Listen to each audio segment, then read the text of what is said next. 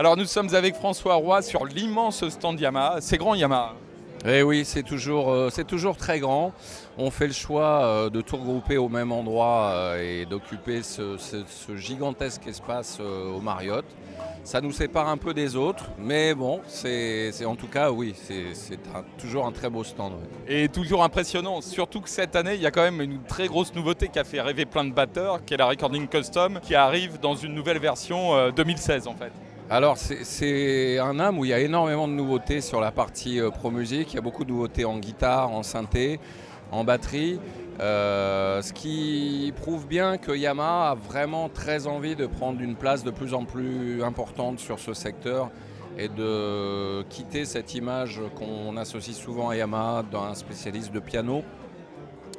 Et la recording, c'est une nouveauté sans en être une, dans la mesure où c'est sans doute la batterie la plus connue de chez Yamaha, qu'on retrouve sur des centaines et des centaines d'albums, qui a quand même presque une quarantaine d'années de bons et loyaux services, nettement associés à Steve Gadd, bien sûr.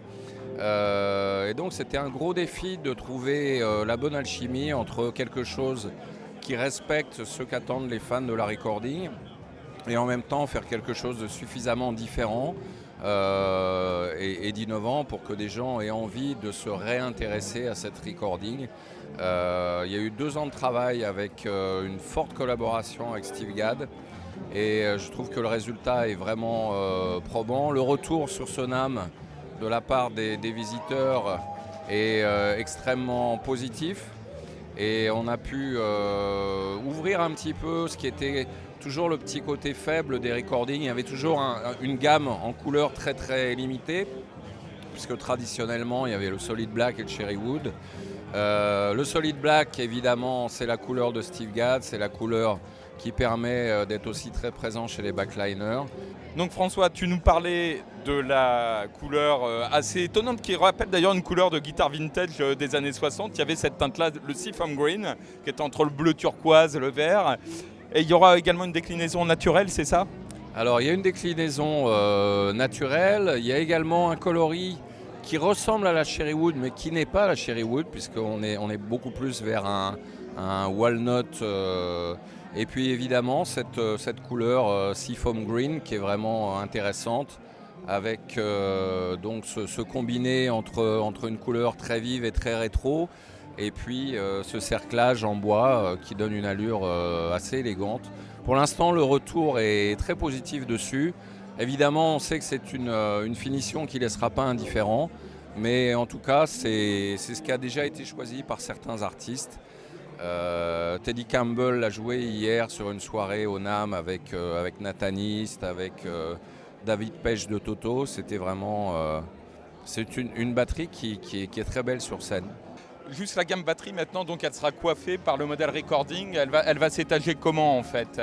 Alors on a toujours, faut pas l'oublier, il y a toujours la PHX qui est la batterie 100% Japon, qui nous sert aussi, cette usine nous sert aussi beaucoup de laboratoire d'essai pour développer tous les prototypes.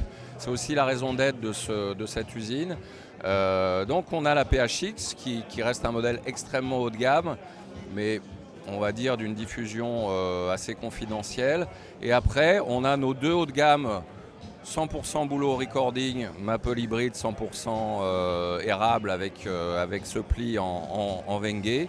Et puis on a la Live Custom en chaîne, un petit peu moins cher et un peu plus orienté rock. Donc finalement, c'est une gamme qui est assez simple. Et puis dans l'entrée de gamme, la Gigmaker et la Stage Custom, plus cette année l'apport de la Junior Kit. Ça fait une belle gamme, mais on voit qu'il est quand même bien focusé, bien centré sur le moyen haut de gamme. Et juste pour terminer, la recording sera disponible à partir de quand et peut-être seulement uniquement dans certaines finitions. Comment ça va se passer pour le calendrier de production ? Alors c'est relativement simple également. On a fait le choix, c'est ce qu'on fait depuis la Live Custom, d'offrir une combinaison de tomes, donc 2 combinaisons de tomes dans des configs relativement standards, 10, 12, 14 ou 10, 12, 16. Et après, on peut choisir différents types de grosses caisses. Et il n'y a pas de caisse claire associée, puisque les caisses claires qui sont associées à la recording sont la nouvelle gamme des caisses claires en métal. Donc la dispo, on va recevoir nous les premières au mois de mars, mais la commercialisation officielle avec une mise à disposition des magasins va être plutôt sur avril, peu de temps après le salon de Francfort.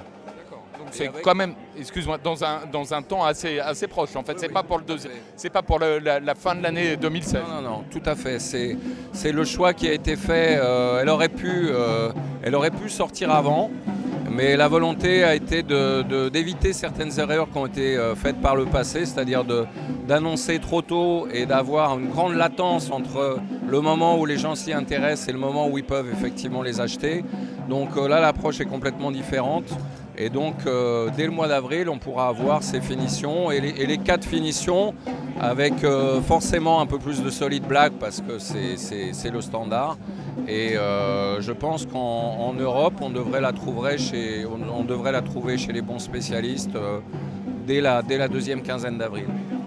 Donc les accros à la recording qui reste vraiment un modèle emblématique de l'univers de la batterie, de l'histoire de la batterie, vont pouvoir être heureux, ils vont pouvoir rassasier leurs envies de batterie. Donc sur les caisses claires, de la nouveauté chez Yamaha, mais cette fois-ci dans la caisse claire métal en fait. Il y avait vraiment une volonté de revenir sur ce segment.